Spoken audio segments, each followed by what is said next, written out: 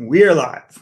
Hockey Nation fans, welcome back to another special edition of the Hockey Nation Live Show. This is your coach Francis, directly from the Montreal Canadian booth. And we have to go all the way somewhere, I don't know anymore, between Texas, Missouri, and maybe Colorado, Arizona, Texas, and back to maybe in West Coast. Well, my travel is limited lately, so. Oh, so you're home right now at West Coast. Yeah, back in California. Here we go. So that's why Michael DiVillano, our co-host, is ready to rock and roll the second Wednesday of the week, middle of the April 14th, and middle of the April, honestly. We are close. The deadline was only 2 days, and we already see result of the deadline trade last night, to be honest with you. A couple of, performance in Mantha, how we're looking good over there. Riddich traveling with a Calgary Flames on the same plane to go back in Toronto, and he start as a starter with equipment of the Calgary Colors. So you talk about different strange around the NHL with COVID. That's another one over there. So we'll see. Colorado, I announced a couple of minutes ago they cannot practice this morning. They have a test positive COVID players, so it'd be interesting. I don't think so. It will affect the game tonight, but they don't take any chance, so they cancel the practice. It's happened a couple of times in the years, some situation like that. So it's happened right there. But the big news I want to mention to you, because we know you work with the WHL, the CHL announced yesterday they canceled the Memorial Cup for the year. At some point the OHL never start, and they're never going to start. And the reason now the things happening for the WHL in the QM, they're going to finish the season and they're going to make their own championship final playoff, whatever you call it. And that was big news about that. It's another bad news for the kids at 19 years old, 20 years old, or the teams build that. Our team. Those teams build that kind of team to win every 3 years, us, man. Like that, right? Yeah, we get Pierre. Listen, we were stocked up last year. We were 5th in the country. Oh yeah, so, we were definitely, we made aggressive moves. We don't have draft picks for a while, like first round anyway, and we've done a very good job of drafting later. And then we kind of guessed it was going to happen again with the shortened year, and Ontario couldn't get its act together. They're under the thumb of bureaucracy worse than anywhere else, shockingly. So here we go. 2 years blown, guys like Dustin Wolf, Gage Gonzalez, guys, Gianni Fairbrother don't even get to try. It's sad because it's just really disappointing, Pierre. Now we kind of got to start again. Luckily, we got a lot of prospects that are really good coming up, but I feel terrible for the guys because it's it takes years to get to that point. Yeah, and we were aggressive. I don't know. I know we don't have our imports here, like Michael Goot and Casper or Pudio are back, in Europe. So there's that. But I mean, I don't know. It's disappointing, Pierre. You wait your whole life to be able to compete to that. Be honest with you. Definitely. Not only for the staff, I think also for the players. The players. You know what I mean? That's another bad come back. What do they? You hope that they get to play somewhere after this, because for a lot of guys, they don't. Yeah, definitely. I think it's a bad for them. I think before we jump on the game, because it's really slow game. Last night was a really slow night for hockey, and also tonight is another slow night. And also the funny thing today, we have a game at 2 p.m. I did not know that until this morning. Yeah, isn't that weird? That was interesting they announced that. Yeah, it's a schedule, reschedule, and find a way because the team traveling the next day, back-to-back games. So you're going to see them until the end of the year. Games start at 2:00, 6:00 start in Montreal, Friday night, and then they play Saturday at 4 p.m. every time. So I want to go through a little bit two things this morning. We have about 20 minutes before we resume the game. Is 5 players or maybe a couple of players you believe they would never been trade, and the people was expect to be trade, and then I want you to give me the three best team you think they step up to join the trade, and then three team you think you were disappointed. So let's start with the players. What do you believe, or why do you think Jimmy Oleksiak did not get trade? The only thing I can think is that he's taken a long time to mature into the player that he is now. He's bounced around a lot. He was originally drafted by Dallas, went to Pittsburgh, kind of moved around. I got to think they want to keep him. And I think we're going to see a lot of players that are pending free agents that will sit out there to wait until after the expansion draft. So I got to think that there's probably a reason that they would want to keep him. Now, when you said that, so like Oleksiak, do you think Dallas not going to sign him? Wait for if Seattle picking up and then a player will sign, or because now Oleksiak is going to be maybe drafted by the Seattle. Is he under contract or UFA though? No, they are all UFA. The player I'm going to mention to you. That's what I'm saying. So they're gonna, if you're UFA, they would have to sign him, but they're not going to lose him in the expansion draft. They can't pick a UFA in the expansion draft. They can only pick RFA because you don't get any rights. Like you would lose the rights. So I think you're going to see the game. I think this time is you're going to see a lot of guys sit and not get signed till after the expansion draft, and there'll be like agreements on the side. So I suspect that's him. Because if you're another team, you would want Jamie Oleksiak. I can't imagine Dallas thinks they're going to make the playoffs. Do you? So why they cannot draft a UFA? Because you don't own the guy's rights. He's unrestricted. Whereas restricted free agents, they get the right on him as a UFA until the open up market. Yeah, no one. They're not going to do that. I don't think he can pick a UFA player. I think that's why you're seeing a lot of guys sitting there unsigned next year. I think you can. We should look it up because I recall that. First of all, it's risky, but second of all, I don't think you're not going to risk taking a guy that can leave an unrestricted free agency. Whereas a restricted free agent, he's yours. You have rights. Because he's on the expansion list, so he's not protected. So Seattle can pick. What's the site that you use for that? For the expansion list. Expansion list. I have to look on my computer. I had one. I'm blanking on the name of it. There was one that's like you can simulate it, right? And it tells you if they're unrestricted, you don't have to protect them, but you don't own them either. Let's see, simulator. So it's a cap friendly one. I don't think, this might be it. So I think when you go through this, if they're unrestricted, you don't have to protect them. And this reflects the rules. Because you don't, you can't really expose them.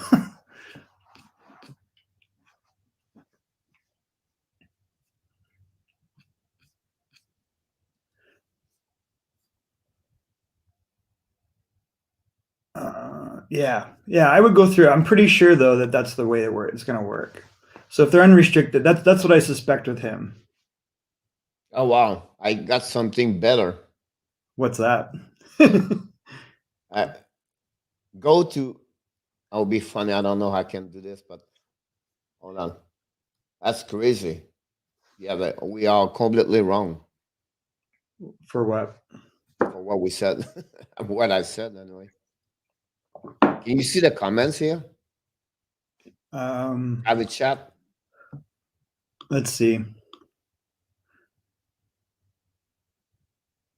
I can go there. Oh wow! It's the first time I can click on the comments. Oh, okay. Do you see? Click on private chat. On private chat? Oh, okay.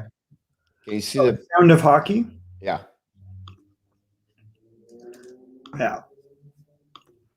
So let's do this here. I know we're kind of interrupting what we're doing, but I think it's worth looking at. So this is so Sound of Hockey. Estimated timeline. So there's a 48-hour window UFA. Bigger. Yeah.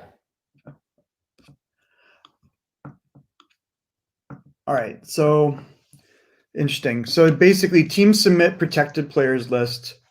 Protected player list is published. There's a 48-hour window where Seattle has a UFA period. They can sign UFAs before anybody else. Yeah.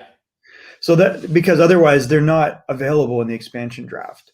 So that's what I think this makes sense. So, and then they submit the expansion draft selections. The only reason that they would include someone on a list is if they sign the guy, but they don't have to. Then they can draft another player. Yeah. They're going to get a crack at them. That's my point. Like I was wrong when they had to select Oleksiak. Right. Not at all. Oleksiak will be in the window of 48 hours, Exactly. and he can sign. I don't know. They can draft like Girard example. So that's my point behind that. Yep. Anthony, how they get 3 point talking about my Florida Panthers? Yeah, he's asking about the overtime rules, which changed 12 years ago or 15? Wow. When did overtime rules change? It's been a while. From here in the NHL? Yeah. They never change. Oh yeah. They made it so if you go into overtime, you both get 2 points, and then you can win in the shoot and get a third point, right? It never happened. What? In NHL? Yeah. No. Absolutely. Not at all. I can guarantee that. No, because they had okay. Yes, it did. So basically what happened was teams were just going into overtime to get the extra point. Yeah. So then what they did is they in the shootout, they added an additional point structure. And for a while, the standings looked like Swiss cheese because they had like all these different concepts, and they finally clued in to how to communicate it, which is you can still have an overtime loss and get a point. So I maybe not understand, but at the end of the day, you get 2 points, and another team get 1 point. So whatever you win an OT on the shootout is the same result. So there's overtime. You can see my screen, right? No, I'm in Seattle right now. Oh, you're still on that?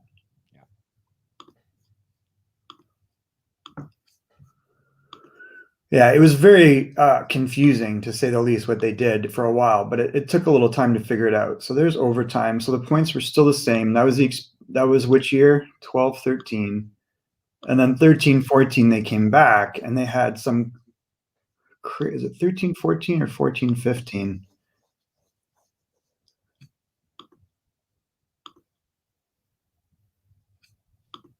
Maybe it was before then.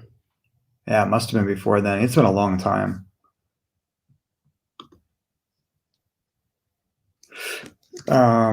Overtime rules NHL. So Frank, during time can you jump on the Frank? Yeah. Anyways, we're getting interrupted here, but do you think Laine is turning into another Taylor Hall, and do you think Barkov will re-sign with the Panthers if they get eliminated in the first round? Yeah, Barkov ain't going anywhere. Barkov's going to sign a $9 million contract at 8 years. And I'll be honest with you, look about the situation with Kucherov and Stamkos in Tampa. Same thing, same situation, exactly. Where is Barkov? Barkov is a quiet guy. Barkov is not going to like New York. He's not going to like Los Angeles. He's not going to like Montreal.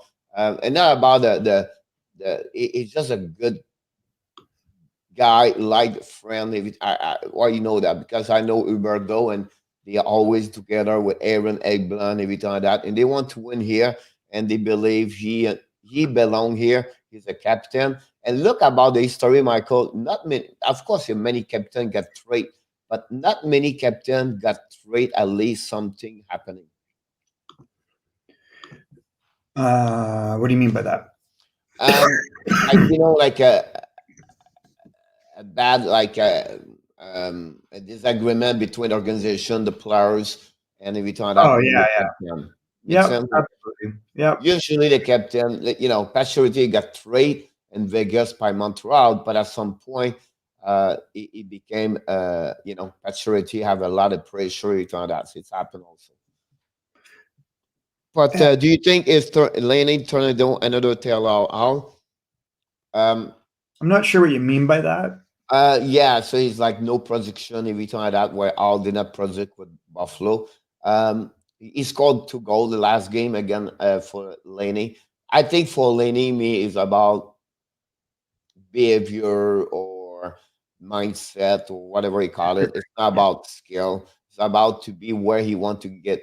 Like he want like the guy want to be with something where he want to be with. So my point to you is like he fit where he like to do. He's not going to someone tell him what to do. He's a look like the guy control what he like by himself. So for me, he would need to have a team accept this, a team he would be happy by himself and not to be traded. There's a guy that on the said the other day he could be a UFA and he picked the city, the players, the captain, everything like that.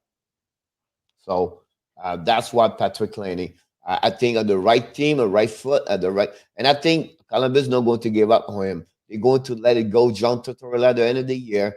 The GM is a very smart GM in hockey. He's been there for 20 years now with Columbus, but GM now for 6, 7, 8 years with them now. He built good team. I don't think so. Laney will go somewhere. I think the coach is going to go at the end of the game, at the end of the year. They're going to rebuild with Laney and Roslovic and the goaltender over there, and that's what I think will happen. Yeah, Mark Messier was the captain. I mean, lots of captains have been traded, but it was weird because they had Gretzky and Messier, and there was some thing where they didn't want to pay Messier, and they let him sign as a free agent, and he didn't get traded. He signed with Vancouver. Yeah, so honestly, he was back home, He right? didn't want to leave. So at the end of the day, it was the Stanley Cup was done over there. He did his job, everything like that. He was 37, 38 at that moment. So, so what a great hockey player. Maybe he never been recognized enough because he was in the shadow of Wayne Gretzky.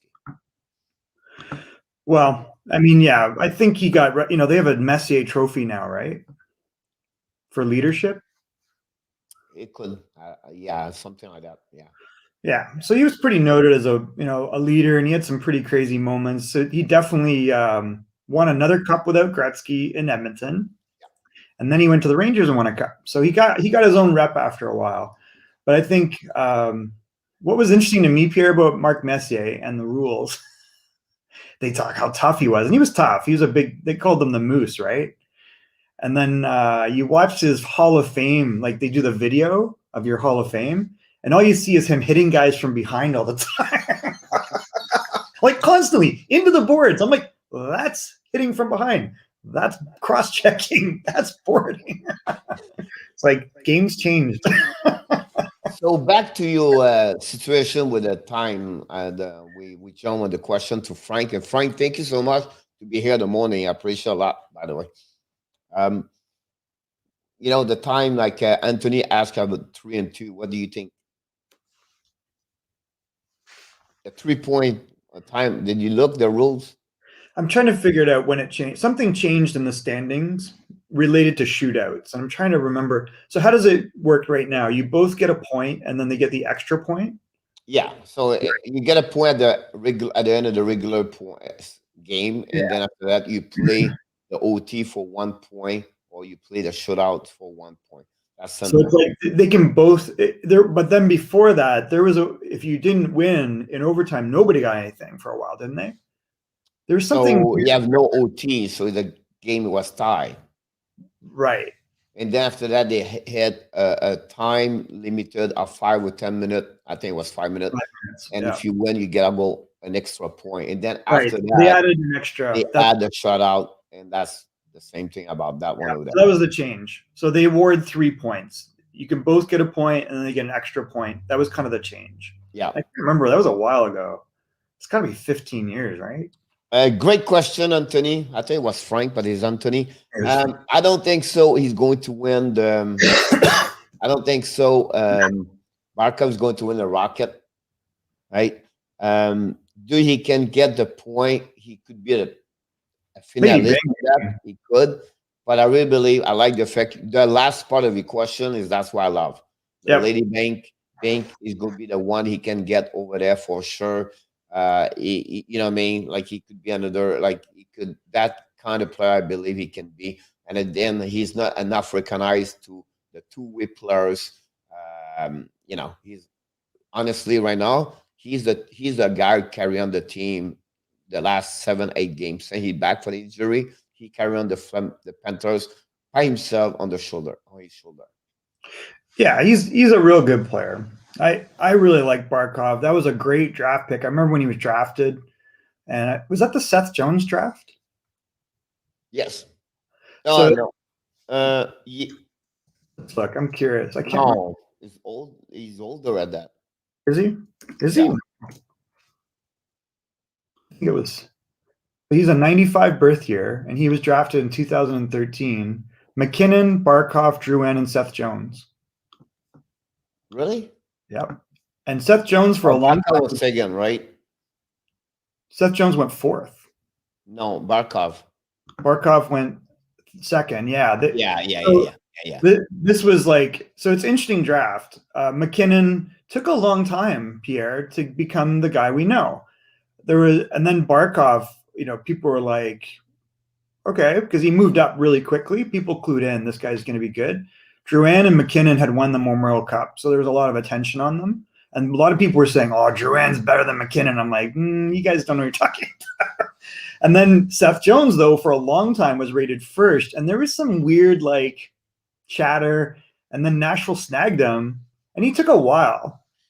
Well, the key behind the Zev Jones connection with Colorado because the dad play over there, right? Yeah. As a basketball player, everything like that. And the relationship. Absolutely. If he close with him, every time like that. So I think at some moment that was the reason. I thought Florida were going to get him, and he go with Barkov. I think the right things. Yeah, exactly. I was surprised Tampa Bay went to Jonathan Drouin, and then at that moment Nashville get him. In return, they got now Hohenson. But again, I think there's a great draft over there. You look the number of the point, like you know what I mean, and really now it took about 7 years before Daniel Nurse become who he is right now. You know what I mean? He's in front for me. He's in front of Ristolainen. Look about Bogart or that. That's another great one. Honestly, the top 16 over there, the only one really did not do anything is Samuel Murray. Yeah, and I think he's still trying. He had crazy injury problems, and he's taken a long time. So that was, I think, Domi's got a lot of points on the board, but I don't think anybody loves that. Hey, look how high Wenberg was, and Pulak's turned out. Everybody's turned out pretty well, except Kirby Reichel was kind of a waste. That's pretty amazing when you think about that. Wenberg and Barkov, the same team now. They got draft first round pick. Well, look at this. Lindholm and Monahan too. So because Lindholm was drafted by Carolina and then traded, right? So Calgary gets two of them. So that's kind of crazy. These guys were drafted together and they split them up, obviously. Yeah. Because there was talk for a long time, like, do they make a move to get? It was a really strong draft. Great draft, bro. This was when the Corey Schneider trade happened, and they were like, oh, they were expecting Roberto Luongo to be traded. And then the GM, what was the agent's name? I always forget his name. Mike Kelly? No. For which one? For Vancouver. Gillis? Gillis, yeah, that's it. So Mike Gillis trades Corey Schneider instead of Roberto Luongo for a first-round pick, and people are like, what? No, that's our goalie of the future. Yeah. But now we know Bo Horvat's still playing. And Corey this was again. That was a crazy draft. It was crazy, right? Yeah. This was a weird one. The guy had like a speed skating style. He was such a weird skater. Burakovsky's turned out great. This guy didn't really turn out. This was the end of an era for Montreal, Pierre. This is where their draft philosophy changed. So he had this big guy, 6'5" forward, not a great skater, not super skilled. And I think after this is where Montreal really switched philosophies. This is They when really miss Theodore. What's that? They really miss Theodore. Well, I think that the failure of Mike McCarron to become a player, there was a just talking to Alvin, who I got to figure out how to get him on here. Alvin was with Montreal around this time, or it was maybe the beginning, and this is when it switched. And they were said, look, we don't care how big the guy is. We want guys that have skill and can skate, and then they have a little bit of jam. Because after this, so I'm just kind of going off on a tangent, but this is when they kind of switched things up, right? So that was kind of like they had De La Rose. Here, can you see my screen still? Yeah. Yeah. They had, this was a real rough draft for them. De La Rose, McCarron didn't turn out. Bad pick here. This guy kind of turned out, right? And then you see a switch. They started going after more skilled guys. Go back down. No. Just one more up. Here you go.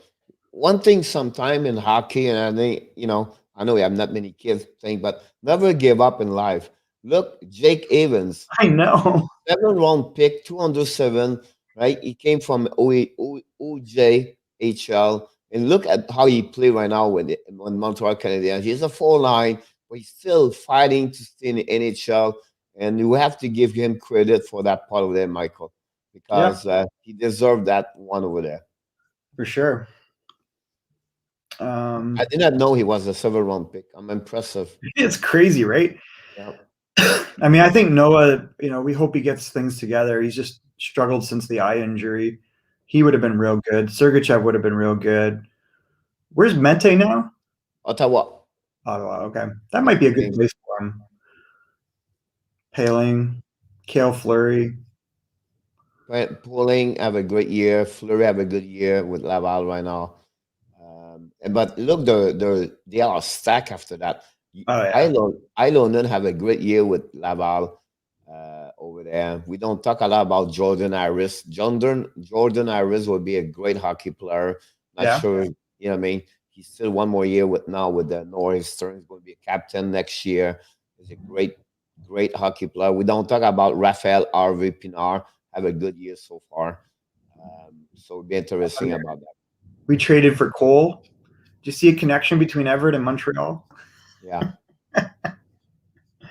Gianni, our captain. Yep. Noah. Bit of a trend. All right. Sorry, Pierre. We went off on a tangent. So it's 32. Let's jump for the game for last night. We're going to go back for a draft another day. Yeah, I know. All right. Sorry, guys. We went off on a tangent. All right. So last night, big trade by Detroit. They get 4 assets in return for Anthony Mantha. And what does he do? Goal and an assist. Is this the way it's going to go for him? Is he now surrounded by great players and he reaches the potential that we always thought? Because he always looked like he was going to be like a 40-goal scorer. He's got a great shot. He's a big guy, but I feel like he has to do too much in Detroit. And now suddenly he's a trigger man. Yeah, I think the last point you bring to you is like the pressure. Not say he cannot support pressure, but the guy need to be on him. Maybe too much for over there. Again, I know Largan who he is, right? But I think to surround himself with other kind of players, I think that will help. And also maybe not be on the first line, that would maybe help. And because if you play in Montreal and Dano would check you, right? It would coverage you. If you play second line, third line, now Suzuki and Kokanemi. Same thing with Boston. You play Boston, Bergeron is going to follow you. But after that, it's Krejcik and Vito, and that's different. So that's very important. I think for him, is a great place for him. Oh my God, ask him more, and he's going to be a 60-point regular right now with the Washington, I believe. I think you're right. He's probably like a 30-30 guy, right? I'm sorry? 30 goals, 30 assists. That's kind of what I think he'll hit. And he'll probably exceed that at some point. I mean, And because yesterday Michael, Myers, and me and you we talk about maybe they paid too much for him, right? By the end of the day, you're going to see it was the right deal. Oh Uh, yeah, uh, for both teams. I yeah, mean, they gave up a good player in Vrana. Panik has like 3 years left on that $2.7 million contract, which is nothing to Detroit as they rebuild. yeah, but yeah, again, it's another bottom six over there. For Yeah, me, he's for old. me, I, And then the it's first, better to have for you two things for me.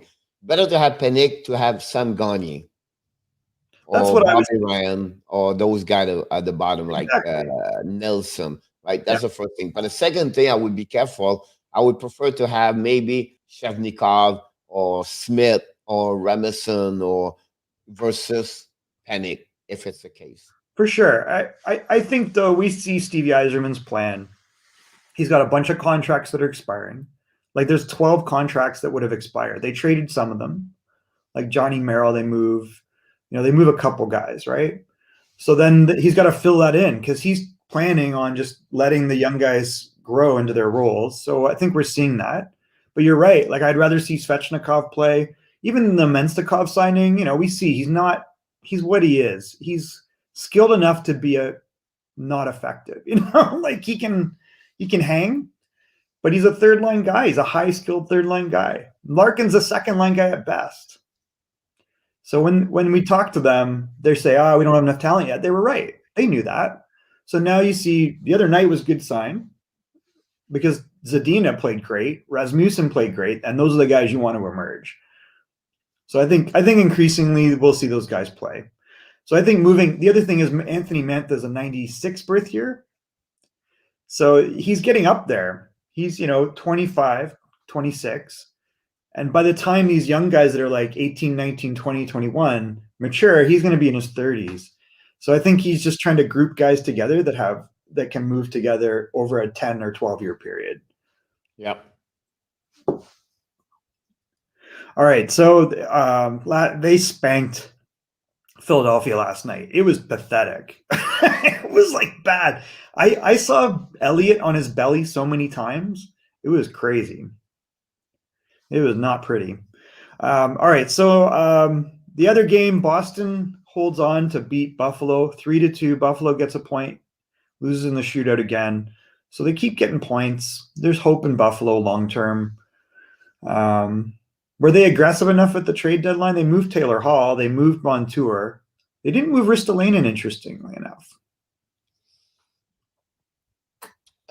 You know what? I have to give credit for Buffalo. I'll be honest with you. And a turnover that I wish if Ramos didn't play like this after the fifth game of the season. Because right now, the way they play right now is all about him. Like he changed we see Hillmark. By the way, Hillmark left at the first period or something Oh, like that. that's bad. He got hurt. You see him stay with the stick. Unbelievable. And but again, another day, Dallin played the best hockey of the season since a couple of weeks ago. Since now the team looks All the better. coaching change. I mean, they should have made this change early on. They probably would have saved the season. So that's but again, a transformation Dallin made for me. It's really where I think they start right there. And overall, it's another point, Michael. There was trail 2-1 and they come back 2-2 to tie the game. So they build and you can see smiling, you can see, we can complain about Skinner. I understand that because the contract, but you cannot complaining about him working hard during the game. He work hard. So they have a chance Buffalo to score and the OT. And if this is a big point for Boston against Buffalo, the win over there. And the young kids for the Boston, the Swayman. I think it's Yeah, Swayman. the goalie, Jeremy Yeah. Swayman. So it's another win for him. I think he's 3-1 right now. So good performance for him again. And but you can see it's fun with Tyler Hall for Boston. It's another dimension they have right now. Another, you have to get him. They let him play 16 minutes yesterday. He play an OT, have a chance to score. He's getting a chemistry with Chris Schick. They played together yesterday, and so it'll be interesting about that. But I think they felt better to have him in the lineup for sure. Well, I think it takes some of the pressure off him. They have a very established team down the middle. You know, they got three great centermen down the middle. Not many teams have a Bergeron, Krejci, and Coyle, and it takes the pressure off him carrying the puck all the time. If you can put the puck on Krejci's stick, and he can give and go and open up space for Taylor, and Taylor can start shooting the puck, that's the best thing. Because otherwise, Taylor's trying to skate through everybody all the time. So I think they're gonna get it under control. Buffalo let him do whatever the heck he wanted, and we saw how that broke down. He can't get points because everybody knows you just keep the guy to the outside. Yeah. Another thing I want to mention to you is the good performance of Mike Riley. I think it was a really understated move because I think he's capable of playing kind of 4 or 5 spot. He's always had a little bit of offense to him, but not great defensively, but not horrible, right? And I think that team in Boston is so much stronger than any team he's played on, and I think it's a good move for them and for him. Olmark left after 4 minutes 54 seconds at the beginning of the first period. So Tokaski came back. So I know he left. I did not know when exactly. But Riley bring a little bit better for the Boston. Honestly, he bring a little bit what they don't have. They still play with a couple injury. The big guy, the right side, like it was this Cavill. Was it Cavill? Brandon Carlo. And then they don't play with the number 48. Sketchik was his last name. It's like Chris. Matt G. Exactly. So they still hurt on the defense. They don't have a regular. But again, they play with Dinardi over there. They have 2 ex-Montreal Canadiens for them, and big fight. Miller knockout Dumpson with a big jab. It was ugly. But it is what it is. So let's move on to the next one. I don't know if you have a question. I'm not on the website right now. Oh, is there more questions? No, I don't know. I'm not there. Oh, I don't see any. Okay. All right. So the next game, we talked about Flyers Capitals. So let's go on. Rangers keep rolling. They beat New Jersey. New Jersey's pretty much probably done for the year. Good performance against the Rangers. You know what? I was impressed. I was surprised. This is the first shout out from goaltender. Shesterkin? Yeah. That's kind of weird, isn't it? But they were if you look at last year, Pierre, they were terrible. I know, but man, I feel like it was like I was just shocked to see him like the first time. That's why I was shocked when I see that. But I think we look at the numbers last year. He had great numbers last year, right? But he only played 12 games. Yeah. So he's only played 36 NHL games. He's not. You don't need to be on the protection list for them. That's pretty new. No, he's young, like in that sense. But then you look, Georgiev. He's always been kind of like a little higher. So they were not great defensively. No, even Georgiev and Lund. But I guess he really hasn't had a big body of work. So if you back on the stat, okay, stay there. Check Shesterkin. His save percentage. Oh, it's crazy! It's amazing. Look, this is what I look for. This is elite. This is unbelievable. Unbelievable. No, honestly, look, 93, 93, 95, 93, 93, 92. Do you think he's pretty good in the KHL? 1.64, 1.69, 1.11, 9.37, 3.3, and 5.3. Like this is a special goalie. Yep. So that only had played 36 NHL games, and he's backstopping them. Like he's by far their number one. They knew what they had. Yep. So he's a great. I mean, what was he, a 4th round pick? Yeah, 4th round pick. No, he's a great hockey player. Yeah, he's exciting. He's not that old. Like he's a 95. So what is he, 25 or 26? He's 25. Pretty good. Again, another great performance of Panarin. Zibanejad is 15 goals. I think 1 month ago we have 3 goals, Michael. It's crazy, Pierre, how he's turned his season around. Yeah. And then Binic, another goal, 1 goal. Look at this guy. He become the fastest Panarin play 100 game for one franchise for the Rangers. He become the most point at 139 point in 100 game with the Rangers. Panarin. I mean, he's such a star, Pierre. Yep. He's so good. Is Kirill Kaprizov far off from him? He's a great one. And then, you know, the Russian kid play with them now. It's great to see him. Kravtsov is really interesting, right? Yep. He played 13 minutes yesterday. You know, Lafreniere 12 minutes.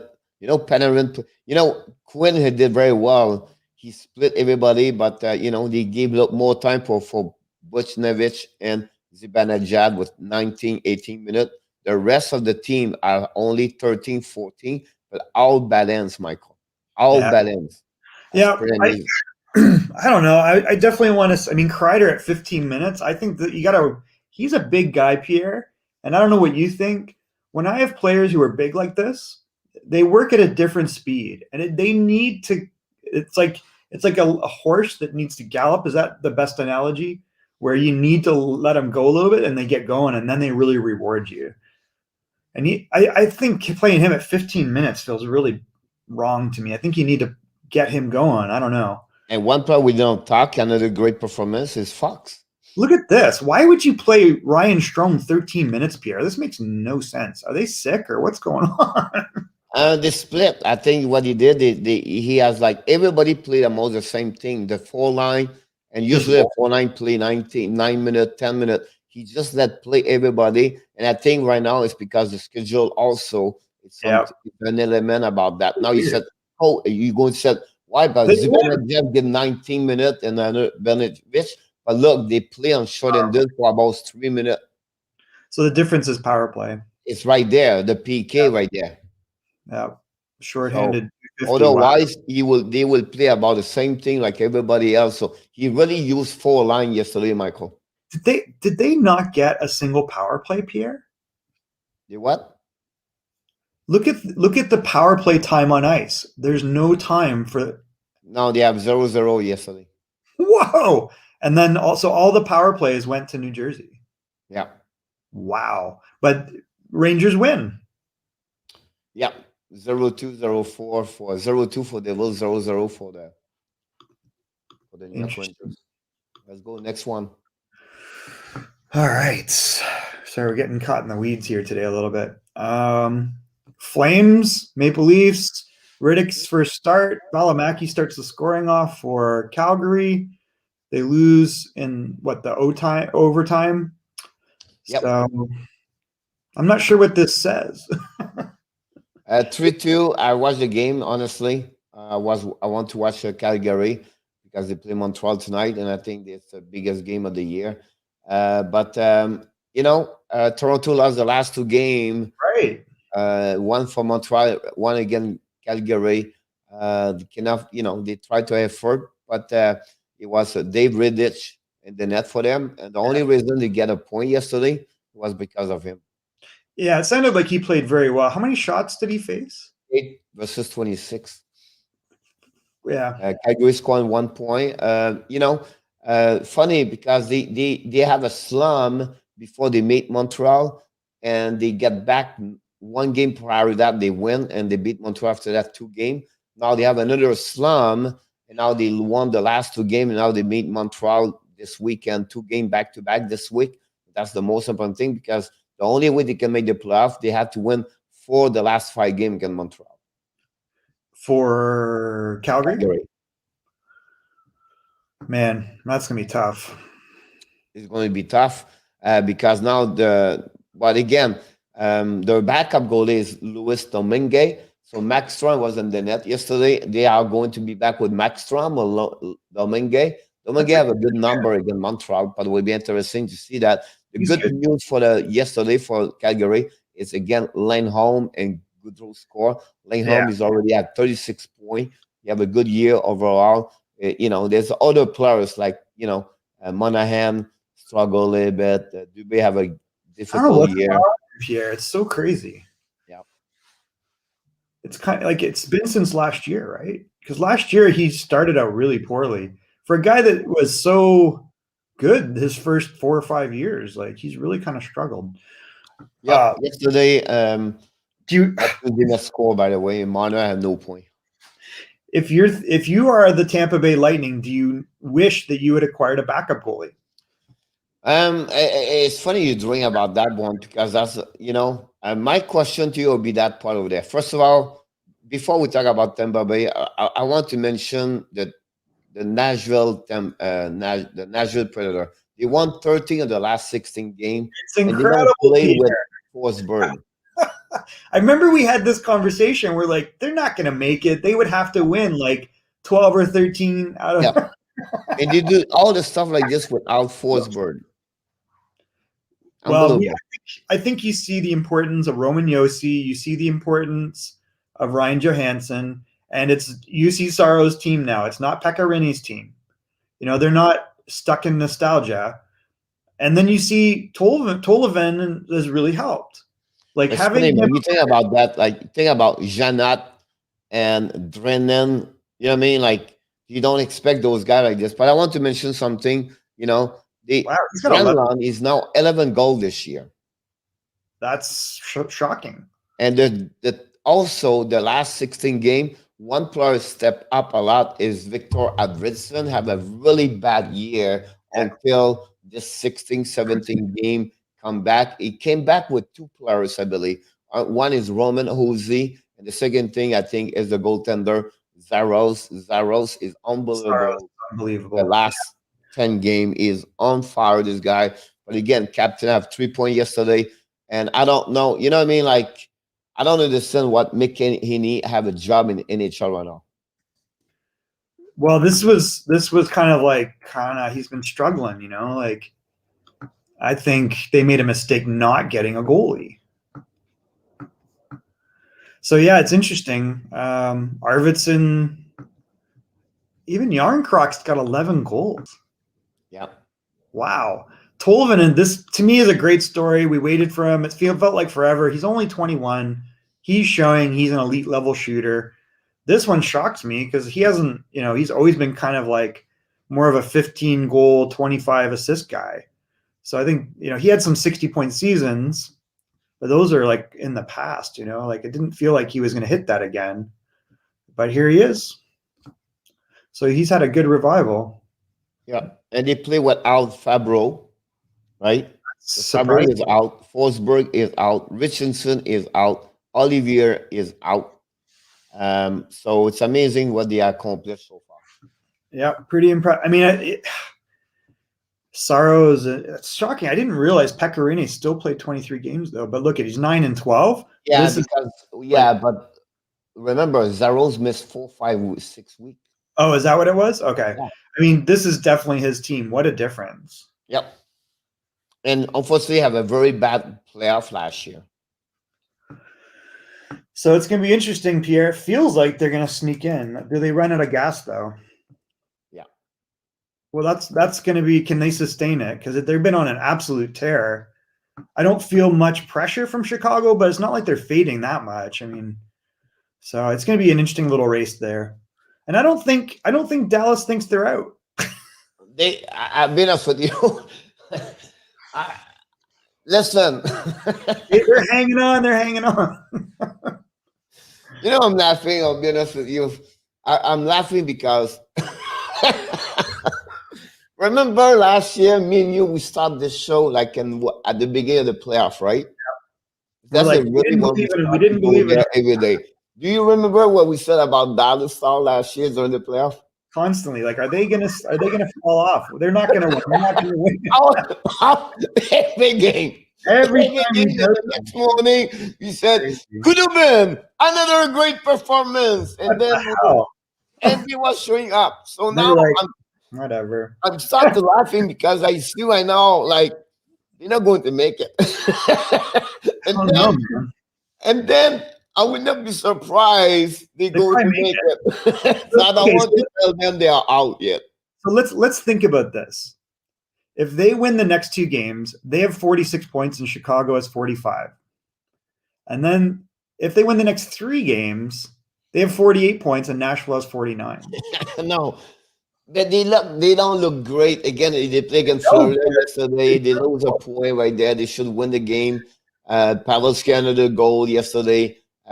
Panthers really said. I'll be honest with you, Michael. We talk about the goaltender for the New York Rangers, but Traeger is unbelievable. Oh yeah. Chris Traeger is. They did not trade him because of That's that. why. Because of him. Yeah, they're not gonna. They said it. They were right. What's going on in Tampa? Is it just the backup? Like they just can't trust this guy, right?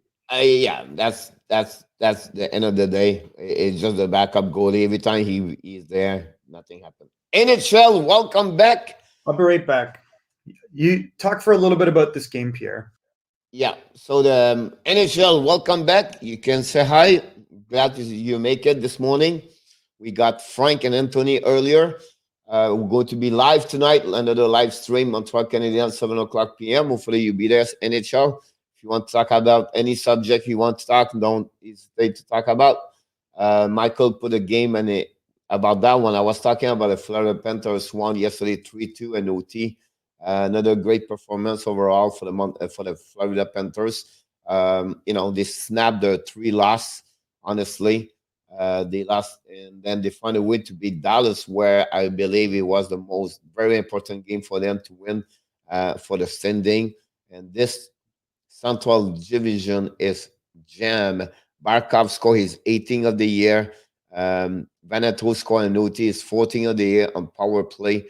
And then the rookie Robinson scored another goal for them. He had an assist yesterday. He's unbelievable.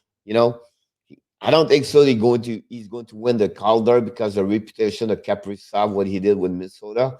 But this guy is unbelievable. And then the first goal of Radko Kudos yesterday. And so Florida find a way. But again, Chris Traeger have an amazing, great game yesterday against them.